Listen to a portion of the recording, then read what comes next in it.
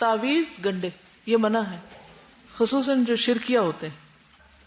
شرکیہ تعویذ اور طلسمی منتر پڑھتے ہوئے گرہ لگائے گئے دھاگے، علاج کی غرض سے پہنی گئی چیزیں، منکے، کوڑیاں، سیپیاں، دھات کے کڑے، اور اس نیت سے یہ سب پہننا کہ اس سے علاج ہوگا، یہ منع ہے. ٹھیک ہے. رسول اللہ صلی اللہ علیہ وسلم نے فرمایا جس نے تمیمہ کا مطلب ہے شرکیہ تعویذ گلے میں لٹکایا اس نے شرک کیا. ابن مسعود کہتے ہیں میں نے رسول اللہ صلی اللہ علیہ وسلم کو فرماتے ہوئے سنا بلا شبہ جھاڑ پھونک، تعویذ اور حب کے اعمال شرک ہیں. لوگوں نے کہا اے عبد الرحمن یہ جھاڑ پھونک اور تعویذ کو تو ہم جانتے ہیں، یہ حب کے اعمال کیا ہیں؟ انہوں نے کہا یہ کوئی ایسا عمل ہے جو عورتیں کرتی ہیں اپنے خامدوں کے ہاں محبوب ہونے کے لیے. یعنی ایسا تعویذ لکھواتی ہیں کہ جس سے شوہر کی نظر میں بہت محبوب ہو جائے. عمران بن حسین نے ایک آدمی کے بازو میں پیتل کا چھلا دیکھا. پوچھا یہ کیا؟ اس نے کہا کمزوری کی وجہ سے. انہوں نے کہا اگر چھلے کو پہنتے ہوئے تجھے موت آ گئی تو تجھے اسی کے سپرد کر دیا جائے گا. تعویذ لٹکانا، کئی لوگ تعویذ گلے میں لٹکاتے ہیں، یہ بازو پہ باندھتے ہیں، یہ کہیں اور لٹکا دیتے ہیں. عیسیٰ بن عبد الرحمن کہتے کہ میں عبداللہ بن اقیم ابو معبد جوہنی کے پاس ان کی عیادت کے لیے گیا تو ان کے جسم پر مرض کی سرخی تھی. میں نے عرض کیا آپ کوئی چیز تعویذ کیوں نہیں گلے میں لٹکا لیتے؟ انہوں نے فرمایا موت اس سے زیادہ قریب ہے. نبی صلی اللہ علیہ وسلم نے فرمایا جس نے کوئی چیز لٹکائی وہ اسی کے سپرد کر دیا گیا. لٹکانا پسندیدہ نہیں. مشکلات اور تکالیف سے بچنے کے لیے، دنیاوی مقاصد حاصل کرنے کے لیے امام ضامن باندھنا شرک ہے. بعض اقوام میں مسافروں کو سفر کی ابتدا میں یہ بازو پر باندھتے ہیں. کوئی سفر پہ جا رہا ہو تو کہتے ہیں امام ضامن باندھ لو، جبکہ مسلمانوں کو ایسے مواقع کے لیے مسنون دعائیں سکھائی گئی. آتی ہیں سفر کی دعائیں. رویفہ کہتے ہیں رسول اللہ صلی اللہ علیہ وسلم نے مجھے فرمایا اے رویفہ امید ہے تمہیں میری بات لمبی زندگی ملے گی تو تم لوگوں کو بتا دینا کہ جس نے اپنی داڑھی میں گرہ لگائی، یعنی داڑھی کے بالوں میں خود گرہ لگائی یا تانت باندھی، تانت ہوتی تاند جس کو پنجابی میں کہتے ہیں نا یہ دھاگا، یا کسی جانور کے گوبر یا ہڈی سے استنجا کیا تو محمد صلی اللہ علیہ وسلم اس سے بری ہیں، یعنی آپ اس کو اپنی امت میں نہیں شمار کریں گے. نبی صلی اللہ علیہ وسلم کی تعویذ پہننے والے شخص سے بیزاری. عقبہ بن عامر کہتے ہیں ایک مرتبہ رسول اللہ صلی اللہ علیہ وسلم کی خدمت میں 10 آدمیوں کا ایک وفد حاضر ہوا.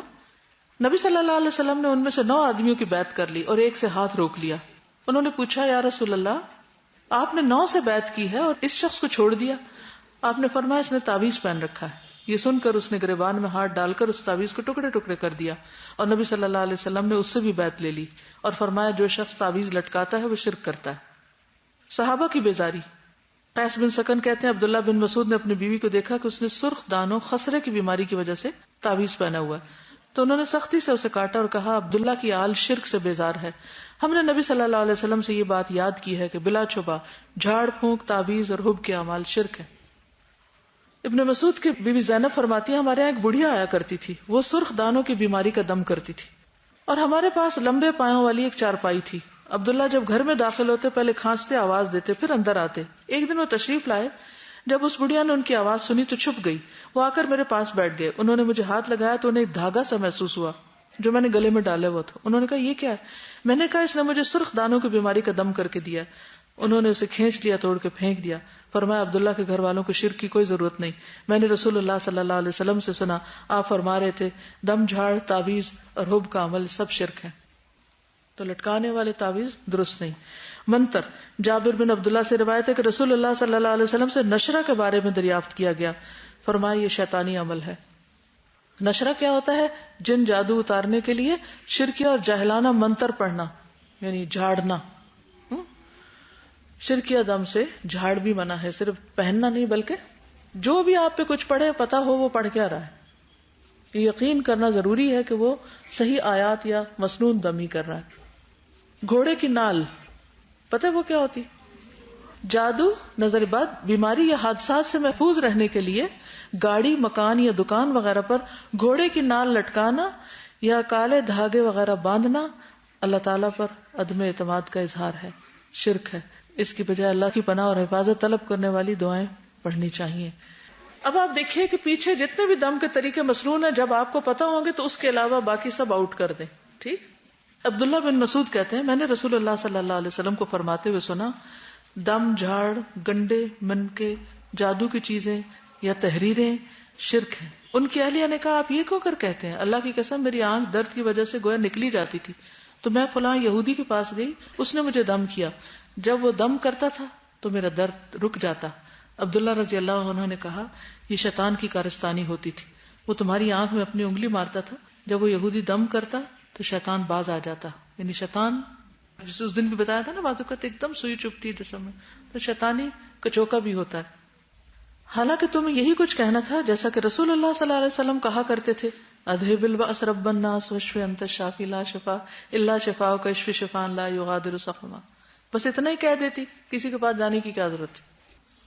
پیدائشی پتھر، مختلف پتھروں کو اپنی تاریخ پیدائش سے منسوب کر کے انہیں بیماریوں کے علاج اور اچھے شگون کے طور پر انگوٹھی میں ڈال کر جڑوا کے پہننا بھی سنت سے ثابت نہیں.